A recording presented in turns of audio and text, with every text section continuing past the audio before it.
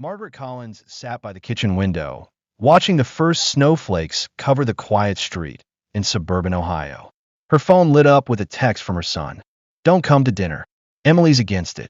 She read it twice, thinking maybe it was a joke. But there was no mom, no smiley face, just cold, clipped words. She set the phone down and took a sip of her lukewarm tea. "All right then," she murmured to herself. Part 2. The past. Margaret had given her whole life to her only child, Daniel. His father left when he was 3, and she carried the weight of both parents. She worked double shifts at the local library to pay for his school trips, college tuition, and all the little things he wanted. When Daniel brought Emily home, Margaret welcomed her with warmth. She wanted to be the kind of mother-in-law who was helpful, not meddling. Part 3. The gift. After the wedding, Daniel complained about their cramped apartment. Margaret dipped into her savings, sold her late parents' small cabin in Vermont, and helped them buy a house with white shutters, the kind Daniel had dreamed about since childhood.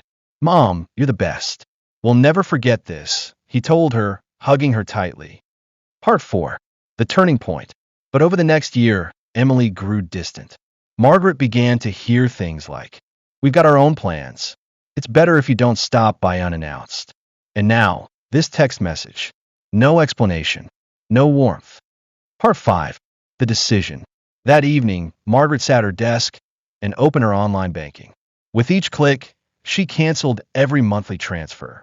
She deleted 174 payment receipts, one after another, until the screen was empty. "They can pay for it themselves," she said quietly. Part 6. The morning calls. The next morning, the phone wouldn't stop ringing. "Mom, I'm sorry. Emily was in a bad mood," Daniel said.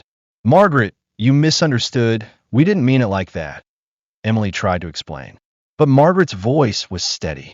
"I've made my decision." Part 7. Hidden reasons. A week later, a neighbor mentioned casually, "I saw Daniel the other day, but not with Emily." Margaret's stomach sank. Maybe dinner had never been the real issue. Part 8. Confession. Daniel showed up at her doorstep one rainy evening. "Mom, I messed up. Emily and I were done. It's my fault." Margaret listened without interrupting.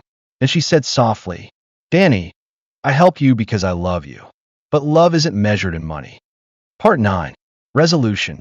Emily moved out. Daniel was left with a mortgage, the bills, and a quiet house. Margaret didn't hand him cash this time. Instead, she helped him find a job with an old friend and encouraged him to handle his own finances. Part 10. Epilogue.